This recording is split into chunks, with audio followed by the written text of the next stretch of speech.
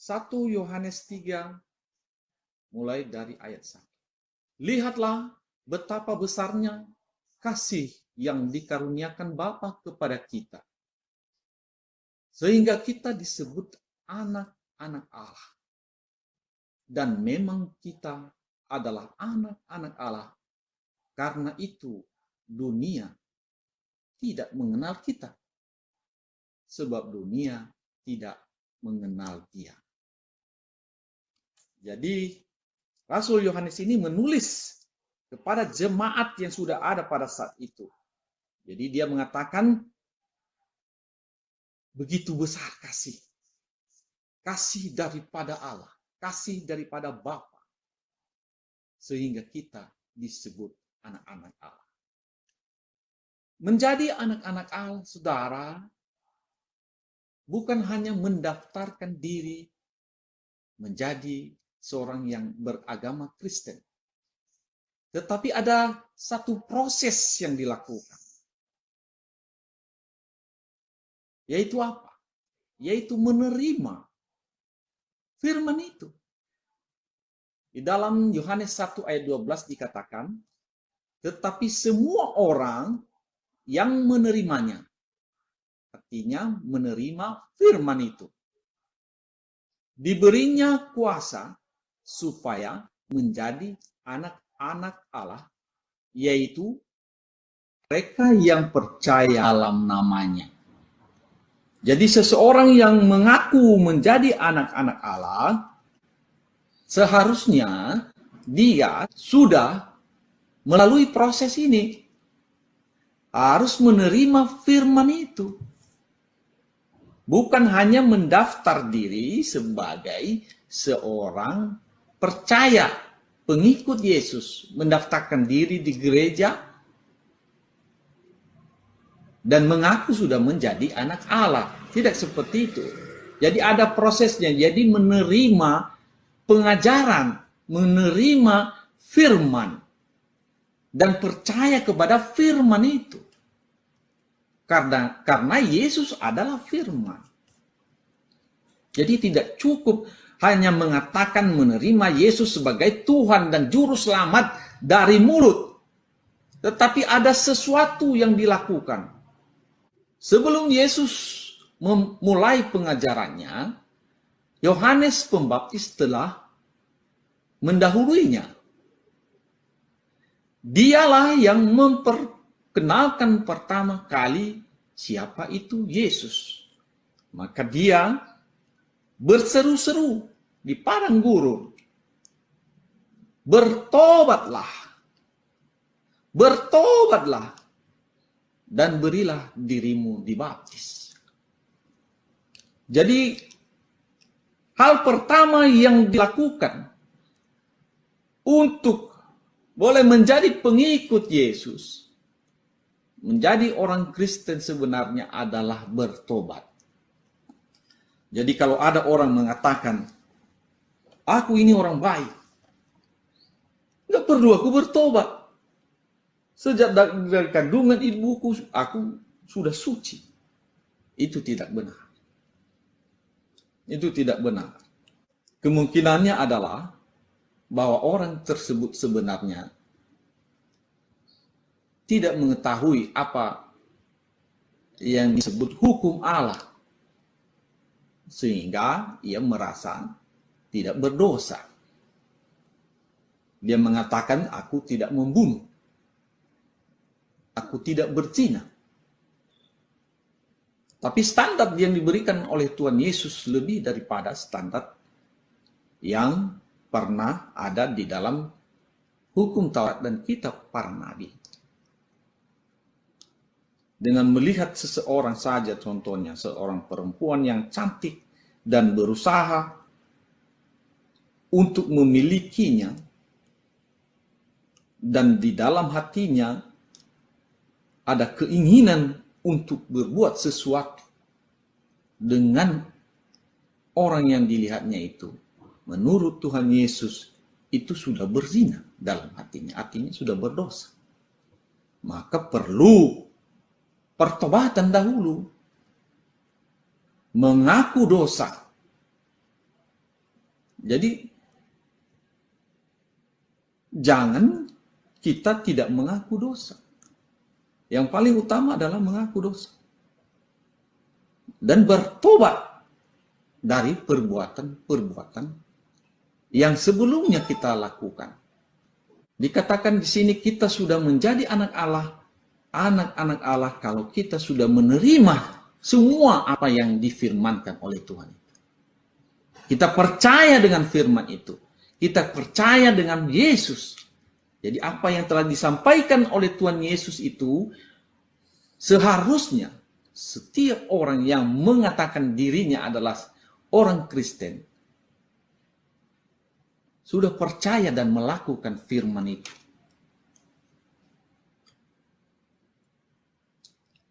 Di ayat ini katakan dunia tidak mengenal kita sebab dunia tidak mengenal Allah. Jadi orang-orang dunia tidak akan mengenal siapa itu Yesus. Tidak mengenal itu yang namanya firman. Makanya kita pun tidak akan dikenal oleh orang dunia. Menjadi anak-anak Allah itu ada proses. Walaupun di pasal pertama dari Injil Yohanes dikatakan, tetapi semua orang yang menerimanya akan diberinya kuasa supaya menjadi anak-anak Allah, yaitu mereka yang percaya dalam namanya.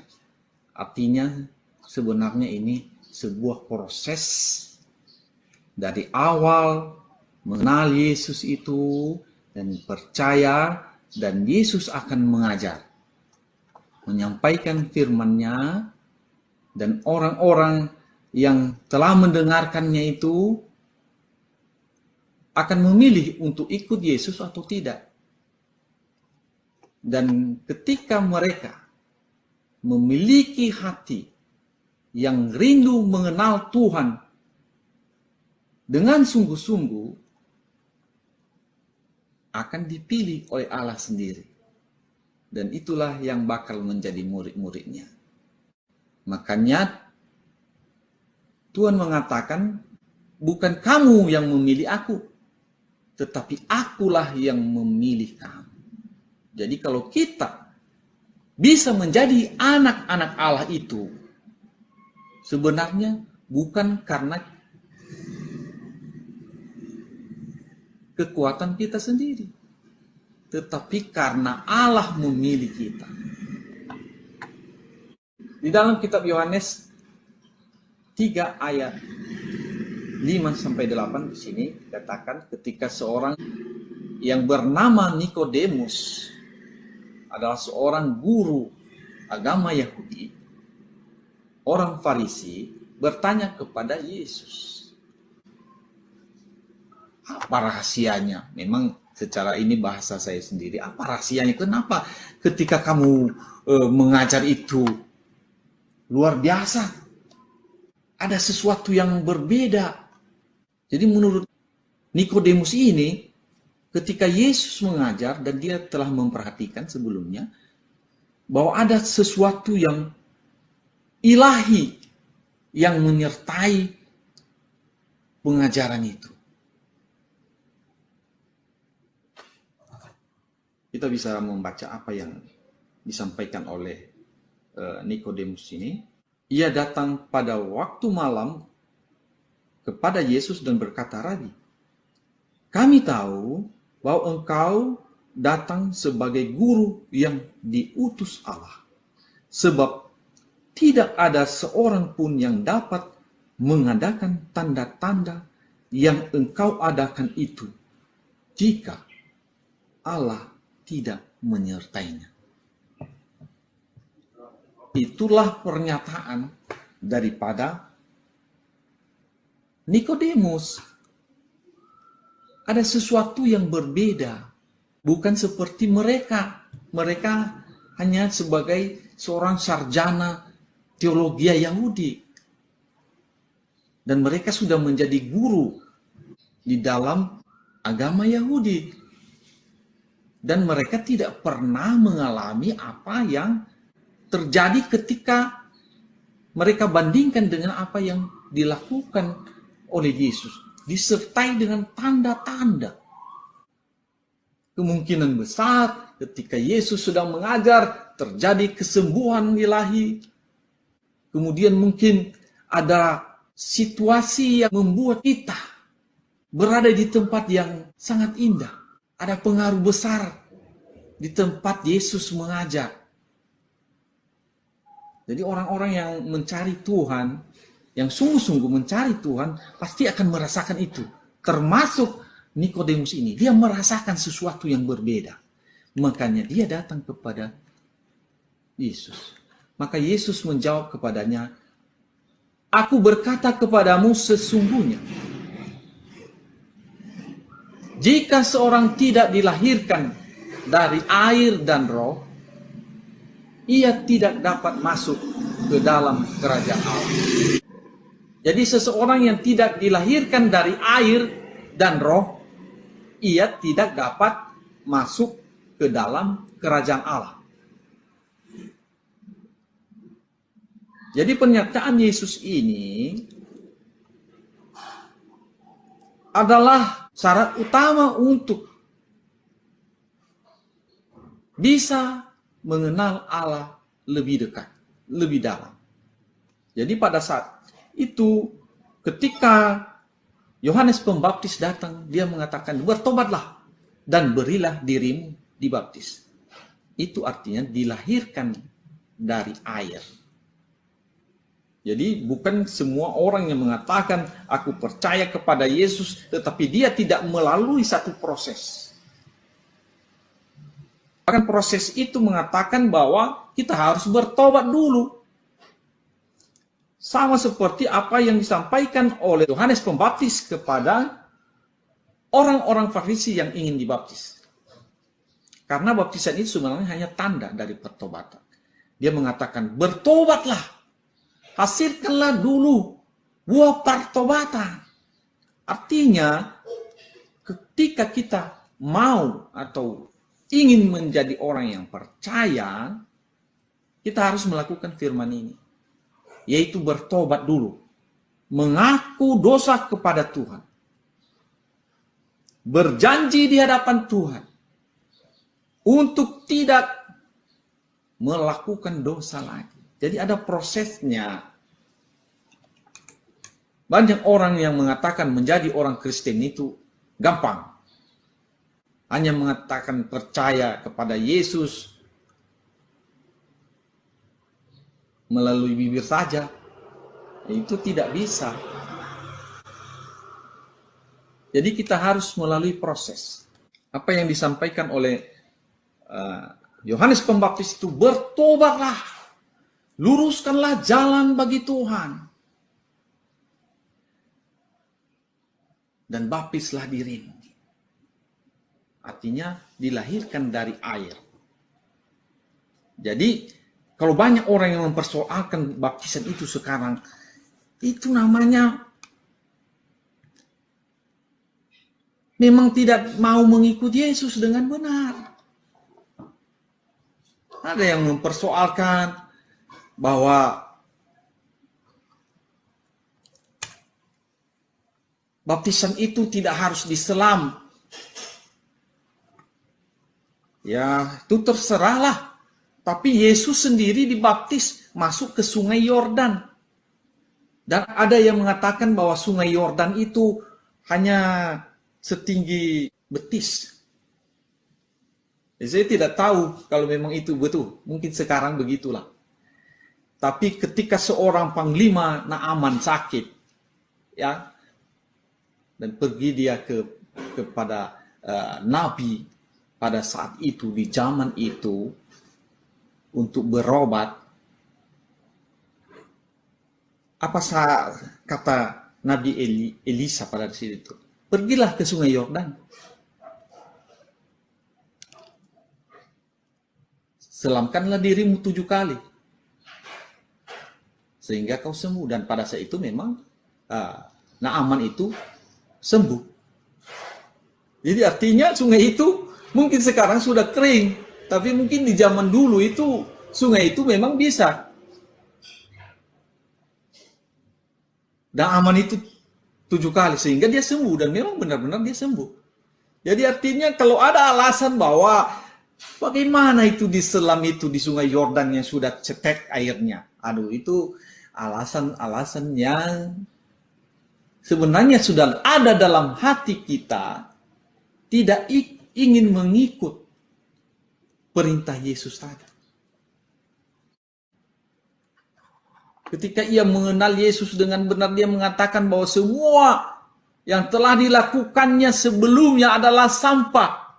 Jadi pengetahuan itu jadi sampah. Kata Paulus ya, bukan saya yang bilang itu. Paulus sudah mengatakan itu. Karena dia adalah ahli Taurat, dia adalah orang Farisi. Dia banyak pengetahuan. Dia memiliki pengetahuan yang di atas sarjana lah mereka itu. Ada guru-guru orang Yahudi itu. Jadi kalau ada guru-guru sekarang mengatakan ini dan itu untuk menolak baptisan, untuk menolak baptisan air dan baptisan Roh Kudus, ya itu bukan pengajaran daripada Yesus dan juga bukan pengajaran daripada rasul-rasul. Yaitu murid-murid Yesus ya, bukan rasul-rasul yang baru datang, bukan. Ini rasul ini adalah orang-orang yang bertatap muka dengan Yesus langsung. Ada 11 murid ini yang menjadi rasul. Ini yang mengatakan ini, bukan juga Paulus. Paulus itu baru itu. Kalau ada Paulus mengajar itu, dia adalah mengajar hasil daripada apa yang telah diajarkan oleh murid-murid Yesus. Bukan murid Yesus langsung lagi. Itu murid dari murid Yesus. Jadi mari kita berpedoman kepada informasi A1. Informasi A1 itu ada pada Rasul Yohanes. Dan yang menjadi firman itu adalah Yesus. Hanya satulah firman. Bukan yang lain. Yesuslah yang berfirman. Maka dia adalah pokok anggur yang benar. Jadi sumber daripada pengajaran yang benar itu harus berasal dari firman yang hidup. Yaitu Yesus Kristus namanya. Bukan dari yang lain. Bukan bersumber dari yang lain. Sumber utamanya adalah Yesus. Bukan Paulus. Bukan Petrus. Bukan Yohanes. Sumber utama adalah Yesus. Supaya kita jangan mengatakan, oh ini profesor doktor, lahir tahun 300, lahir tahun 400, 500. Sedangkan rasul-rasul aja tidak boleh menjadi sumber utama. Bukan mereka, itu bukan firman. Firman itu adalah Allah. Allah yang menjadi manusia, yaitu Yesus. Jadi kita harus lebih memihak kepada apa kata Yesus daripada apa kata orang-orang di luar Yesus. Sumber utama pengajaran adalah Yesus. Yesuslah yang sudah, makanya sampai-sampai Allah datang ke dalam dunia, mengambil rupa seorang hamba, yaitu Yesus. Untuk apa? Untuk menyampaikan firman. Jadi pada mulanya adalah firman. Firman itu bersama-sama dengan Allah. Dan firman itu adalah Allah. Artinya, oknum yang berfirman itu adalah Allah. Oknum yang berfirman. Makanya Yesus ketika dia ada di bumi, ketika ia mengajar, dia langsung mengatakan beginilah, beginilah. Artinya semua kata-katanya itu adalah firman. Lain ketika para nabi menyampaikan firman. Allah berfirman kepadaku dan aku menyampaikan kepada kalian. Tapi kalau Yesus tidak. Yesus langsung. Kasihilah sesama manusia. Kasihilah. Hendaklah kamu saling mengasihi. Lakukan ini, lakukan ini. Kita akan melihat nanti apa yang dikatakan Yesus dalam pengajarannya. Kita bahas nanti. Ini ada di ayat 2 ini. Saudara-saudaraku yang kekasih, sekarang kita adalah anak-anak Allah, tetapi belum nyata apa keadaan kita kelak. Akan tetapi kita tahu bahwa apabila Kristus menyatakan dirinya, kita akan menjadi sama seperti Dia. Sebab kita akan melihat Dia dalam keadaannya sebenarnya. Bagaimana cara agar kita bisa melihat Yesus dalam keadaan yang sebenarnya? Dalam Yohanes 14 ayat 19 sampai 20, tinggal sesaat lagi dan dunia tidak akan melihat aku lagi, tetapi kamu melihat aku, sebab aku hidup dan kamu pun akan hidup. Kapan ini terjadi, saudara? Ya, ayat 20, pada waktu itulah kamu akan tahu bahwa aku di dalam Bapakku dan kamu di dalam aku dan aku di dalam kamu. Barang siapa memegang perintahku dan melakukannya, ya, dialah yang mengasihi aku. Dan barang siapa mengasihi aku, ia akan dikasihi oleh Bapakku, dan aku pun akan mengasihi dia dan akan menyatakan diriku kepadanya. Jadi tadi dikatakan sini, kapan itu? Nih, kalau kita apa? Kalau kita melakukan perintah Yesus. Barang siapa memegang perintahku, itu perintah Yesus, dan melakukannya. Artinya ketika kita layak, sudah bersih, kita melakukan perintahnya, maka kita layak menerima Roh Kudus. Ketika kita menerima Roh Kudus, berarti kita hidup. Ini ayat 19 ini, sebab aku hidup dan kamu pun hidup. Artinya hidup di dalam Roh. Kita sudah hidup di dalam Roh, sehingga kita bisa melihat Yesus itu. Bisa merasakan Yesus itu. Itu sebenarnya yang disampaikan di sini, bahwa Yesus itu akan menyatakan diri. Di sini kan, dan akan menyatakan diriku kepadanya. Jadi kepadanya, kepada orang yang telah memegang perintah Yesus dan melakukannya. Ada hal-hal yang harus dilakukan. Ada proses untuk menerima baptisan Roh Kudus itu. Di saat kita dibaptis oleh Roh Kudus, kita akan hidup. Artinya kita hidup dalam Roh. Jadi kita dilahirkan dari Roh. Jadi kalau orang yang sudah dilahirkan dari air dan Roh, dialah yang bisa melihat Allah. Maka Yesus mengatakan tadi, sesungguhnya jika seorang tidak dilahirkan dari air dan Roh, ia tidak dapat masuk ke dalam kerajaan Allah. Bahkan dikatakan sebelumnya tidak bisa melihat. Ya, di ayat 3 itu saya akan baca ya. Yohanes 3 ayat 3, jawab Yesus katanya, aku berkata kepadamu, sesungguhnya jika seorang tidak dilahirkan kembali, ia tidak dapat melihat kerajaan Allah. Nah, artinya ini tadi, kita harus melakukan ini supaya kita bisa melihat keadaan yang kita bahas tadi ini di 1 Yohanes 3 ayat 2 ini. Saudara-saudaraku yang kekasih, sekarang kita adalah anak-anak Allah, tetapi belum nyata apa keadaan kita kelak akan. Tetapi kita tahu bahwa apabila Kristus menyatakan dirinya, kita akan menjadi sama seperti dia. Artinya hidup dalam Roh. Sebab kita akan melihat dia dalam keadaannya sebenarnya. Jadi kita tidak dapat melihat kerajaan Allah kalau kita tidak dilahirkan kembali. Jadi sebenarnya begitu. Jadi kita harus ikuti proses lah. Untuk bisa mengenal Tuhan lebih dalam, lebih intim, kita harus menuruti apa kata Yesus. Jangan kita berdalih. Tidak ingin dilahirkan dari air. Tidak mau bertobat. Merasa benar terus.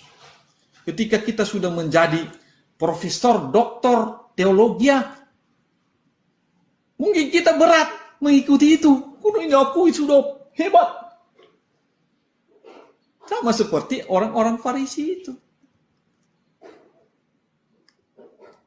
mengambil banyak argumentasi, menurut teolog ini. Orang teolog itu pun baru datang. Mungkin tahun 500, tahun 300, tahun 1700, atau sekarang baru datang tahun 2000. Ini Rasul Yohanes ini sudah menulis di abad pertama. Dan dia adalah saksi utama. Kenapa kita tidak menuruti itu? Ngapain kita ambil kesaksian daripada seorang teolog yang baru lahir? Ini kesaksian daripada orang yang sudah ada di abad pertama. Jadi yang menjadi patokan kita sebenarnya siapa yang kita ikuti adalah orang yang memiliki sumber A1. Sumber A1 ini adalah Rasul Yohanes. Jangan yang lain. Makanya kita sesat nanti. Ya mudah-mudahan orang-orang yang sudah mengatakan hal-hal itu bertobatlah. Ikut saja apa kata firman Tuhan. Ngapain lagi banyak berdelik, mencari-cari alasan, sampai membahas bahasa-bahasanya. Aduh. Kalau bisanya hanya dipercik dengan air saja, kan diambilnya itu gayung, itu ambil gayung, masuk dia Yohanes Pembaptis itu ada di samping, di pinggir daripada sungai itu, dituangkannya, dipercikkannya lah kepada Yesus. Ngapain harus Yesus masuk ke dalam air? Kalau itunya alasannya. Dan ada saya dengar lagi begini, di zaman para rasul itu, makanya tidak tertulis di Alkitab bahwa anak-anak itu dibaptis. Karena belum ada anak-anak pada saat itu. Wah, itu sudah gawat kali. Mana mungkin umur Yohanes, Rasul Yohanes ini sudah 80 tahun. Sejak Yesus meninggalkan mereka ketika Yesus berumur 33 tahun. Dia masih hidup. Itu Rasul Yohanes. Ada rentang waktu itu sampai umurnya 90 tahun itu sudah berapa tahun itu? Hampir 60 tahun. Nggak mungkin anak-anak tidak lahir pada saat itu. Jadi alasan daripada seorang hamba Tuhan itu mengatakan bahwa kenapa tidak ditulis di dalam Alkitab bahwa anak-anak dibaptis. Gara-gara belum ada yang lahir pada saat itu anak-anak. Salah itu. Kalau menurut agama Yahudi bahwa anak-anak itu diserahkan dan disunat pada umur 8 hari. Yesus itu disunat. Jadi saya percaya bahwa hal-hal ini telah dilakukan oleh pengikut-pengikut Yesus pada saat itu. Mereka menyerahkan anaknya pada umur 8 hari. Dan itu mereka disunat. Kalau orang Yahudi pasti disunat. Saya tidak tahu kalau orang yang bukan Yahudi, karena banyak orang yang bukan Yahudi mengikut Yesus juga. Tapi yang ada pada saat itu adalah penyerahan anak, diserahkan anak, bukan dibaptis. Ya ini memang susah untuk dilakukan bagi orang-orang yang hanya mengikut ajaran-ajaran daripada orang-orang yang lahir di tahun abad kedua, abad ketiga, bahkan yang lahir sekarang. Susah. Jadi sebenarnya yang diinginkan Yesus itu adalah orang menerima firman itu sebagaimana adanya, jangan buat yang lain-lain. Itulah yang tadi dikatakan ini. Semua orang yang menerima firman itu. Yesus menjawab, sesungguhnya jika seorang tidak dilahirkan dari air dan roh, ia tidak dapat masuk ke dalam kerajaan Allah. Kenapa harus kita mengikuti ini? Karena ada prosesnya, saudara. Proses dibaptis itu. Baptisan itu sebenarnya hanya tanda pertobatan. Baptisan hanya adalah ada tanda pertobatan. Artinya ketika kita sudah bertobat, baru kita dibaptis. Jadi kalau ada orang dengan berbagai alasan diberikan itu, aduh, saya pikir itu tidak mau menerima firman. Jadi syarat utama menjadi murid Yesus, menjadi orang yang percaya kepada Yesus sebenarnya adalah menerima firman itu dan percaya dengan firman itu. Itu dia syarat utamanya. Aku berkata kepadamu sesungguhnya jika seorang tidak dilahirkan dari air dan roh, ia tidak dapat masuk ke dalam kerajaan Allah. Apa yang dilahirkan dari daging adalah daging, dan apa yang dilahirkan dari roh adalah roh. Janganlah engkau heran, karena aku berkata kepadamu, kamu harus dilahirkan kembali. Ini artinya kamu harus dibaptis dengan air dan juga dibaptis dengan Roh Kudus. Jadi banyak juga persoalan ini dalam orang-orang percaya.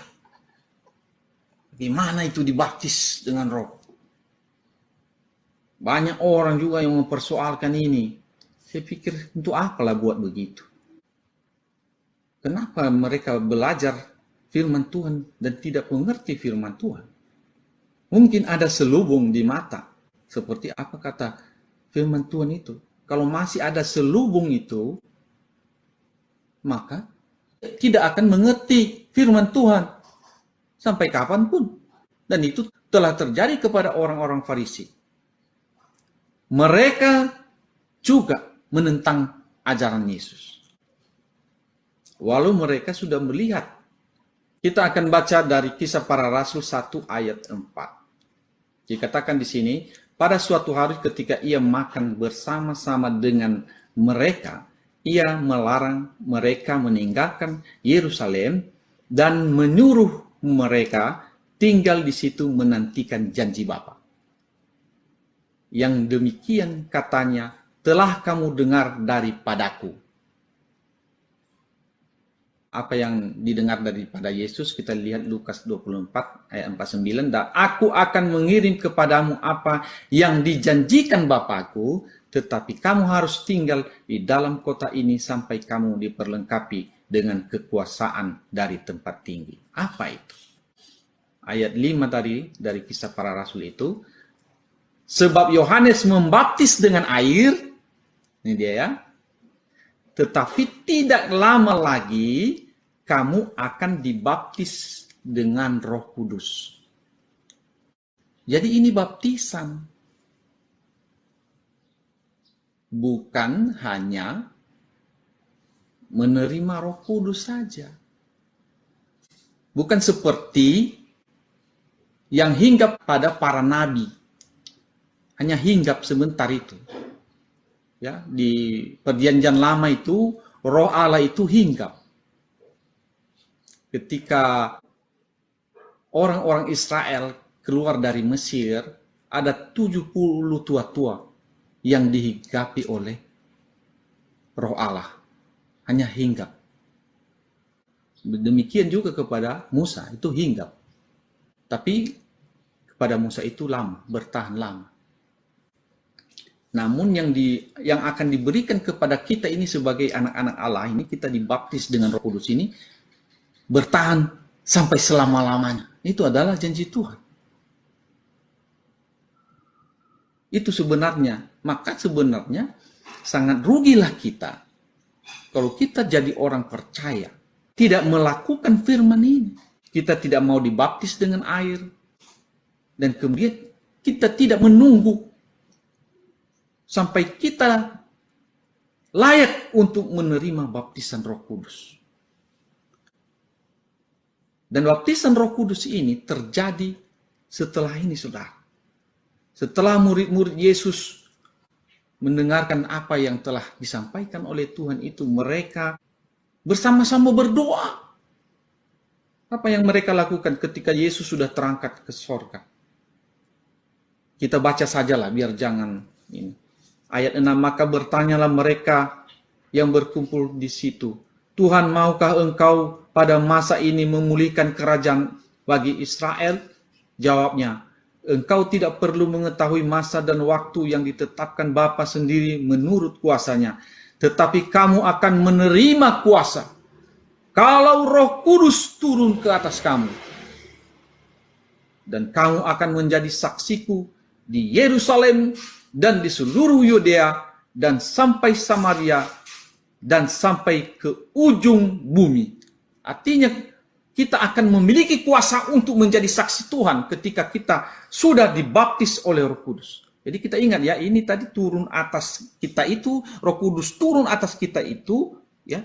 Yesus mengatakan itu adalah baptisan. Kalau ada yang mengatakan itu lagi lain, aduh, ngapain cari-cari apalah. Ikut saja apa kata Yesus, percaya. Tanda kita percaya kepada Yesus, kita mengikuti, menuruti apa yang dia sampaikan. Itu saja. Pada hari Pentakosta,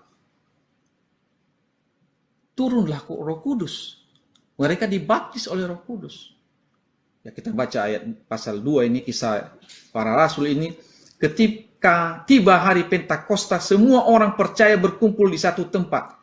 Tiba-tiba turunlah dari langit suatu bunyi seperti tiupan angin keras memenuhi seluruh rumah di mana mereka duduk. Dan tampaklah kepada mereka lidah-lidah seperti nyala api yang bertebaran dan hingga pada mereka masing-masing. Maka penuhlah mereka dengan Roh Kudus. Lalu mereka mulai berkata-kata dalam bahasa-bahasa lain seperti yang diberikan oleh Roh itu kepada mereka untuk mengatakannya. Artinya, saat itulah mereka dibaptis oleh Roh Kudus. Dan sebelumnya, saudara, mereka sudah ada di tempat itu sebelumnya, 10 hari sebelumnya. Dan 10 hari itu murid-murid Yesus berkumpul di rumah itu. 10 hari. Apa yang mereka lakukan di situ? Mereka bertekun dalam doa. Jadi untuk bisa sebenarnya menerima Roh Kudus itu juga ada sesuatu yang kita lakukan. Bukan ujuk-ujuk kita datang langsung kita dibaptis dengan Roh Kudus. Aduh ampunlah. Ini murid-murid Yesus ini sudah belajar dengan Tuhan Yesus 3,5 tahun. Dan mereka baru menerima Roh Kudus ketika mereka sudah dibersihkan oleh firman Tuhan dari hari ke hari pada saat itu. Tidak ujuk-ujuk begitu kita bilang aku percaya kepada Yesus, aku didaftarkan sebagai orang Kristen, langsung turun Roh Kudus itu. Itu saya tidak tahu itu dari mana itu. Jadi harus dibersihkan, harus layak dulu. Jadi Roh Kudus itu tidak akan masuk ke tempat yang belum bersih. Sebenarnya itu harus bersih, layak untuk jadi tempat Roh Kudus. Namanya juga kudus, berarti tempatnya itu harus bersih, harus kudus, harus sudah bertobat. Jadi kalau orang hanya dikatakan aja dibaptis dengan air, diselamkan kita berontak, ini nggak tahulah itu, hanya Tuhanlah yang tahu. Kalau itu adalah kebenaran. Tapi itu tidak benar. Kalau kita bisa mengerti dari firman Tuhan ini, bahwa itu tidak benar. Kita harus menerima firman itu. Makanya katakan, barang siapa yang menerima dan percaya. Artinya dibilang begini, ikut. Jangan dibilang begini, langsung buat argumentasi. Wah, sedangkan itu profesor doktor ini itu begini, begitu. Tidak begini, begitu. Jangan ikut Tuhan itu banyak sekali bantahan. Itu sama dengan orang Farisi. Kita harus menjadi murid Yesus yang mengasihi Yesus. Mengasihi Yesus, Yesus mengatakan barang siapa mengasihi aku, dialah yang menuruti firmanku. Artinya melakukan apa yang disampaikan Tuhan Yesus. Yesus yang mengatakan ini loh. Bukan siapa-siapa. Ini Yesus ini yang berkata ini di Kisah Para Rasul 1 ini. Sebab Yohanes membaptis dengan air, tetapi tidak lama lagi kamu akan dibaptis dengan Roh Kudus.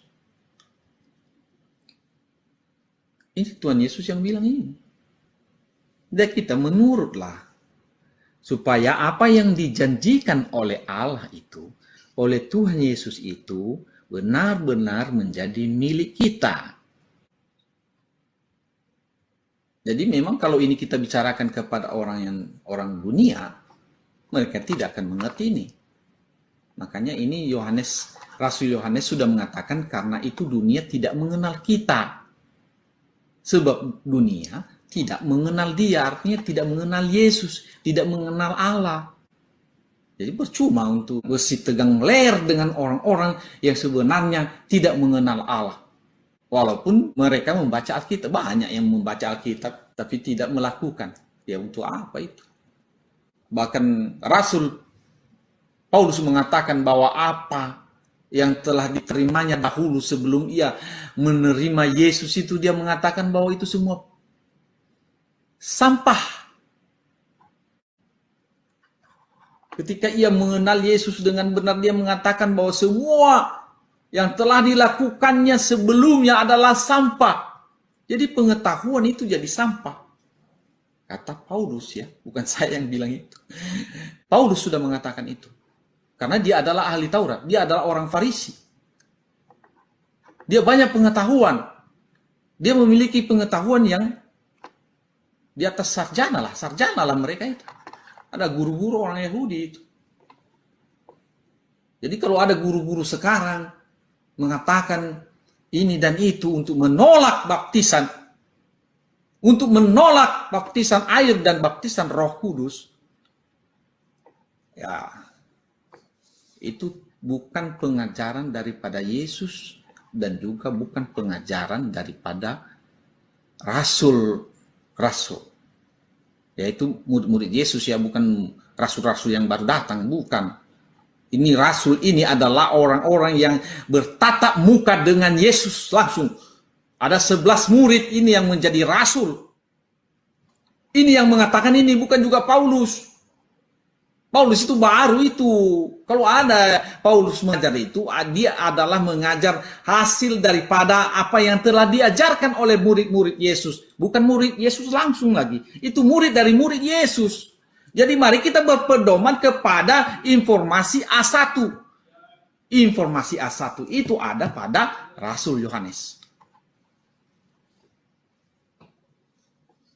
Dan yang menjadi firman itu adalah Yesus. Hanya satulah firman. Bukan yang lain. Yesuslah yang berfirman. Maka dia adalah pokok anggur yang benar.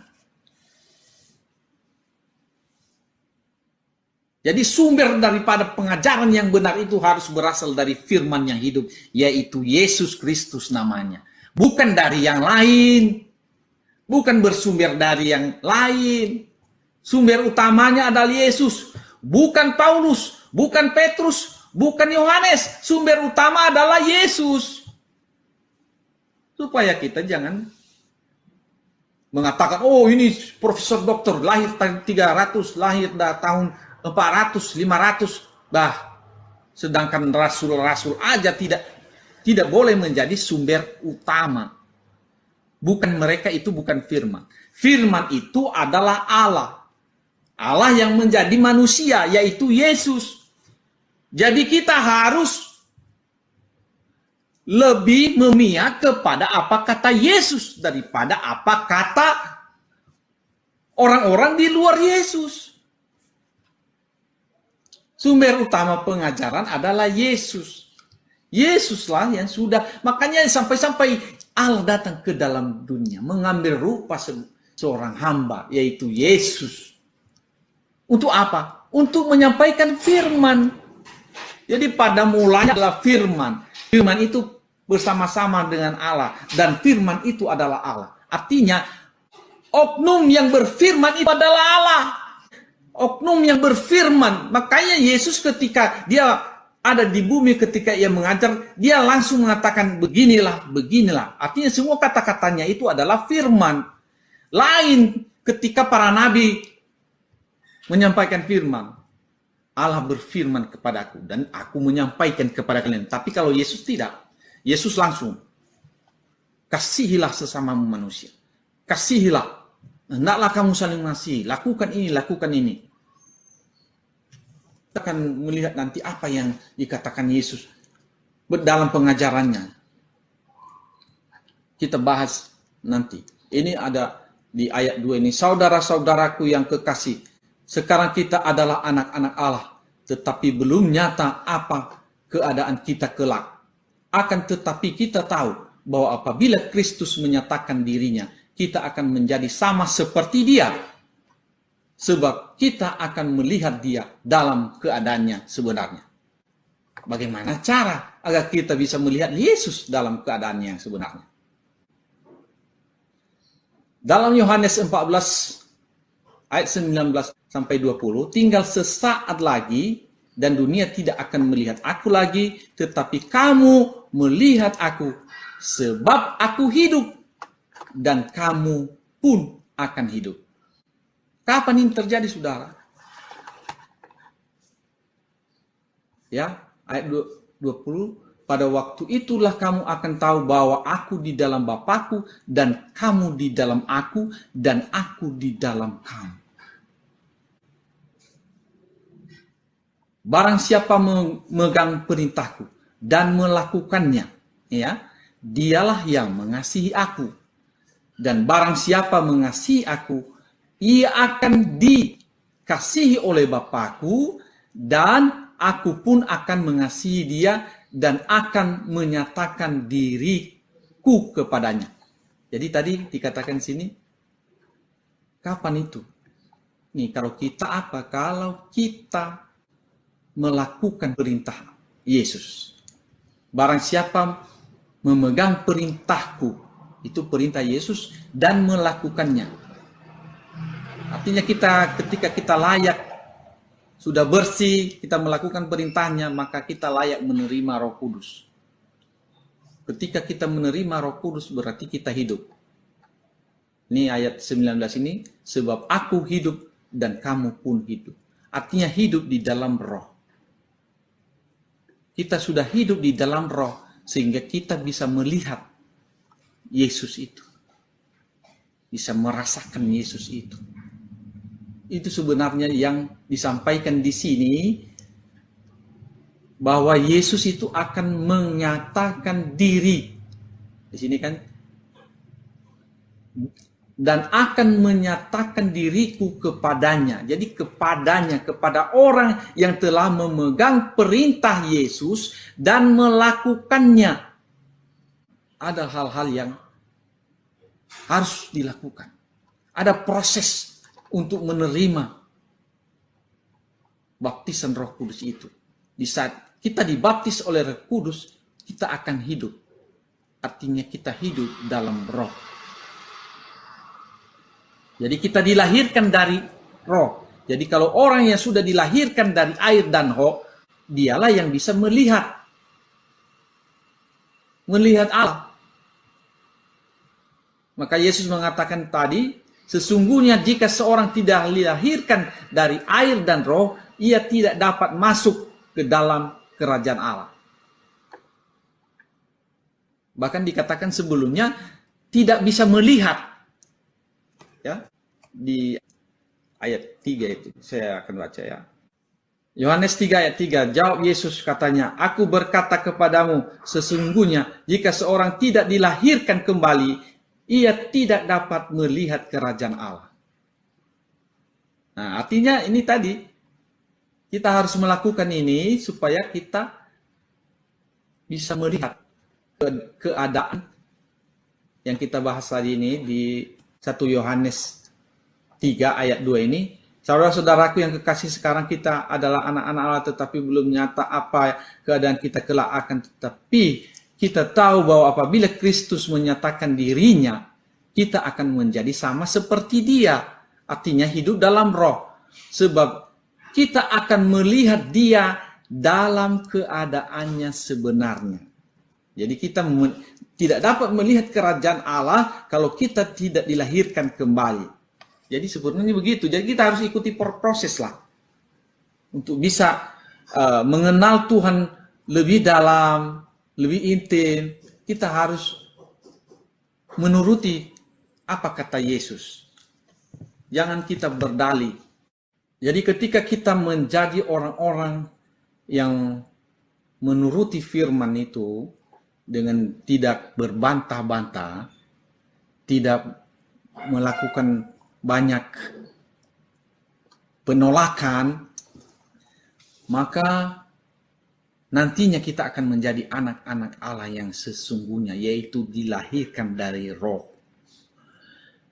Dilahirkan dari roh artinya roh Allah tinggal di dalam kita. Di saat itulah kita sudah benar-benar menjadi anak-anak Allah. Makanya sampai-sampai Yohanes mengatakan bahwa orang yang sudah lahir dari Allah itu, benih ilahi ada di dalamnya. Benih ilahi. Roh Kudus. Makanya kita dikatakan sebagai bait Roh Kudus. Ayat 3. Setiap orang yang menaruh pengharapan itu kepadanya menyucikan diri sama seperti Dia yang adalah suci. Ini dia. Bagaimana kita menjadi suci? Ya kita harus melakukan firman Tuhan. Kita harus dibersihkan oleh firman Tuhan. Yesus pernah mengatakan kepada murid-muridnya bahwa mereka telah bersih dari firman yang telah mereka dengar dari Yesus langsung pada saat itu. Namun ketika ia mengatakan itu, dia sedang menyuci kaki murid-muridnya. Namun tidak seluruhnya, kakimu masih belum. Jadi kita harus disucikan, kita harus dibersihkan. Jadi kalau kita memiliki pengharapan, menaruh pengharapan kepadanya, kepada Yesus, menjadi murid Yesus, menjadi anak-anak Allah, kita harus menyucikan diri sama seperti Dia. Dia maksudnya, sama seperti Yesus yang adalah suci. Yesus itu suci. Tanpa dosa. Ayat 4, setiap orang yang berbuat dosa melanggar juga hukum Allah. Sebab dosa ialah pelanggaran hukum Allah. Jadi kalau ada orang suka-sukanya berbuat dosa dan mengatakan, oh, keselamatan itu anugerah. Yesus telah mati di kayu salib.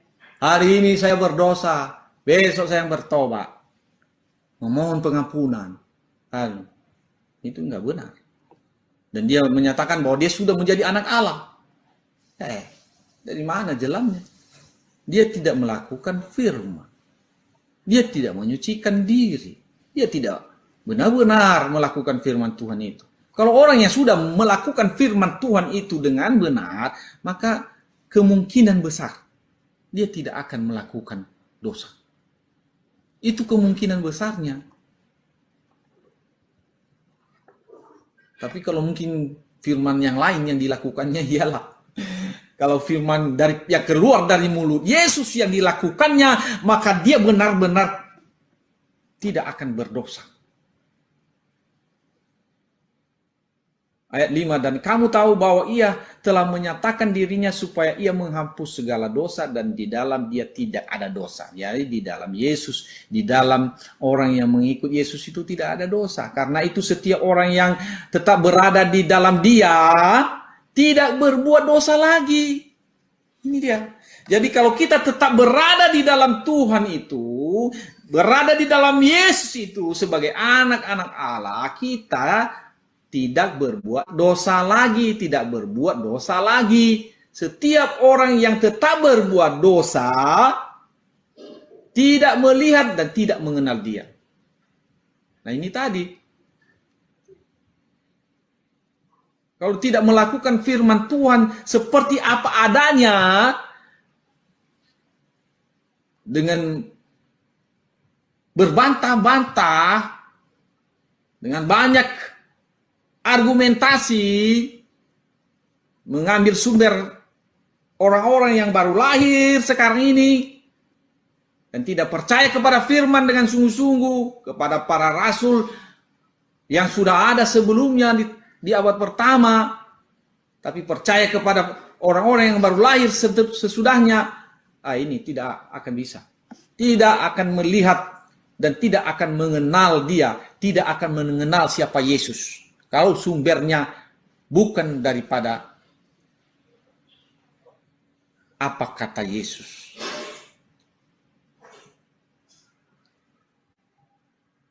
Ayat 7, anak-anakku, janganlah membiarkan seorang pun menyesatkan kamu. Ya, ini nasihat bagi kita semua.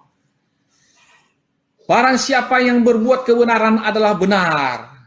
Kebenaran itu adalah firman. Yesus mengatakan firman itu adalah kebenaran. Nah, jadi kebenaran itu artinya kita melakukan firman, maka kita menjadi benar. Sama seperti Kristus adalah benar. Yesus adalah jalan kebenaran dan hidup. Yesus adalah firman yang hidup.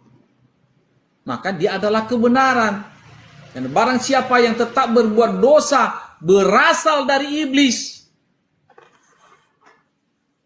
Jadi kalau ada orang yang mencari pembenaran diri dan tidak melakukan firman Tuhan seperti apa yang disampaikan oleh Tuhan Yesus, maka itu berasal dari iblis. Sebab iblis berbuat dosa dari mulanya.